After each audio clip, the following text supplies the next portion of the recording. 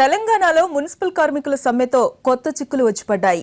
Greater Hyderabad పరిధిలో municipal కార్మికులు సమ్మెకు దిగడంతో పారిశుద్ధ్య పనులన్నీ నిలిచిపోయాయి. రోడ్లపై ఎక్కడ చూసినా చెత్త పేరుకుపోయింది. ఫిలిం నగర్లో రహదారులు చెత్తతో నిండిపోయాయి. రోడ్లపై చెత్త పేరుకొనిపోవడంతో దుర్గంధం వ్యాపించి ప్రజలు తీవ్ర ఇక్కట్లకు గురి అవుతున్నారు. దీనిపై మరింత సమాచారాన్ని ప్రతినిధి రాజు అందిస్తారు.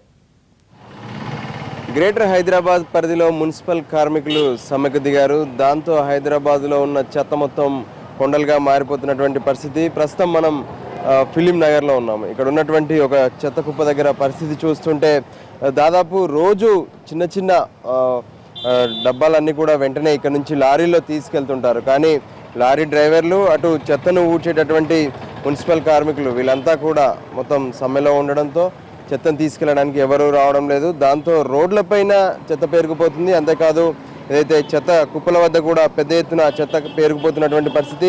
వాస్తవానికి చెత్త ఒక్కరోజు ఉంటేనే పెద్ద ఎత్తున దుర్గంధం వస్తుంటుంది. కానీ ఈరోజు పరిస్థితి మరీ దారుణంగా ఉంది. 3 రోజుల నుండి ఇక్కడ ఉన్నటువంటి చెత్తను తరలించకపోవడంతో పూర్తిగా దుర్గంధం. ఇక్కడ నుంచి నడుచుకుంటూ వెళ్ళాలంటే కూడా ఎన్నో ఇబ్బందులు పడుతున్నటువంటి పరిస్థితి మనకు స్పష్టంగా కనిపిస్తుంది.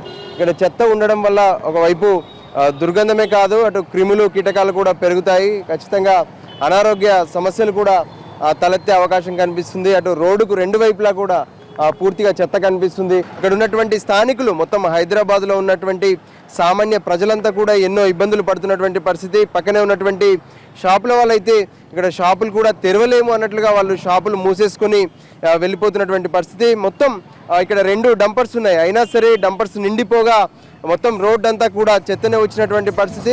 ఈ విధంగా చూస్తుంటే అటు కార్మికులతో ఎప్పటికప్పుడు అధికారులు కావచ్చు, అటు మంత్రులు సైతం చర్చలు జరుపుతూనే ఉన్నారు. కానీ చర్చలు కొంత సానుకూలంగా జరుగుతున్నప్పటికీ ఆ విషయంలో అటు మున్సిపల్ అధికారులు చేస్తున్నటువంటి ప్రయత్నాలు సక్సెస్ కావడం లేదు. దాంతో సామాన్యులు మాత్రం పెద్ద ఎత్తున ఇబ్బంది పడుతున్నారు. ఇక్కడ నుంచి రోడ్లపై వెళ్తున్నటువంటి జనం ఎవరు కూడా నడిచే పరిస్థితి లేదు. ఇక్కడే ఉన్నటువంటి కొంతమందిని అడిగి తెలుసుకుందాం. చెత్త పక్కనే ఉంటున్నారు వీళ్ళు. దీనికి సంబంధించి ఒకసారి వాళ్ళని కూడా అడిగే ప్రయత్నం చేద్దాం. దీనికి సంబంధించి ఇక్కడ నిలబడే పరిస్థితి ఉందా మనకు? ఇక్కడ అసలు నిలబడే పరిస్థితి లేదండి. ఇక్కడ ఈ దుర్గంధం, ఈ వాసనకి అసలు ఈ మున్సిపాలిటీ జిహెచ్ఎంసీ వాళ్ళు ఏం చేస్తున్నారేమో కానీ వాళ్ళ బాధలు సాధకాలు చూడకుండా ఈ ప్రజలను ఇబ్బంది పెట్టే పరిస్థితులు ఏర్పడుతున్నాయి ఇక్కడ ఈ చెత్త వల్ల. ఇక్కడే కాదు, ప్రతి ఒక్క బస్తీలో కూడా ఈ చెత్త తీవ్రతగా ఉంది. దీనివల్ల చిన్నపిల్లలకు రోగాలు, ఇలాంటి రకరకాల జబ్బులు వచ్చి చాలామంది ఆగమయ్యే పరిస్థితి ఉంది. ఇప్పటికైనా కూడా ఈ జిహెచ్ఎంసీ వాళ్ళు స్పందించి దీన్ని ఇక్కడ నుంచి తరలించి ఇక్కడ పేదలకి వాళ్ళకి సహాయం చేయాలని మేము అందరం కోరుకుంటున్నామండి. ఇక్కడ అసలు నిలబడలేని పరిస్థితి. పక్కనే అపోలో హాస్పిటల్ ఉంది.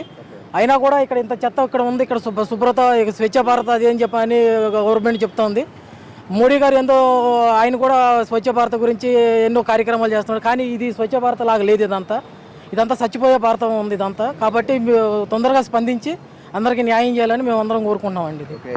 ఏ రోడ్డు ఎక్కినా సరే చెత్తే, ఏ మూలకెళ్ళినా సరే దుర్గంధం వాసన వస్తున్నటువంటి పరిస్థితి హైదరాబాద్లో కనిపిస్తుంది. దాంతో సామాన్య ప్రజలంతా కూడా ఎన్నో రకాలుగా ఇబ్బందులు పడుతున్నారు. వెంటనే ఈ చెత్తను తరలించండి అని చెప్పి స్థానికులంతా కోరుకుంటున్నారు. మరోపక్క జిహెచ్ఎంసీ అధికారులు సైతం కొన్ని ప్రత్యామ్నాయ ఏర్పాట్లను చేస్తున్నామని చెప్పారు. కానీ ఎక్కడా కూడా చెత్తను తీసుకెళ్తున్నటువంటి దాఖలాలు లేవు. దాంతో 3 రోజులుగా పెరిగిపోతూనే ఉంది చెత్త. రోజుకు 45,000 టన్నుల చెత్త హైదరాబాద్లో ఉత్పత్తి అవుతుంది. ఈ నేపథ్యంలో 3 రోజులుగా కనిపిస్తున్నటువంటి చెత్త మనం ఒక ప్రాంతంలోనే చూస్తే ఏ విధంగా కనిపిస్తుంది. ఈ విధంగా హైదరాబాద్ మొత్తం కూడా చెత్త పేరుకుపోతున్నటువంటి పరిస్థితి. ఖచ్చితంగా ఇది ఇలాగే కొనసాగితే ప్రజలంతా కూడా, ఈ రోడ్డున వెళ్ళేటటువంటి ప్రజలే కాదు, చుట్టుపక్కల ఉన్నటువంటి ప్రజలు సైతం అనారోగ్యానికి గురవక తప్పదు. కెమెరా పర్సన్ హరీష్తో రాజు.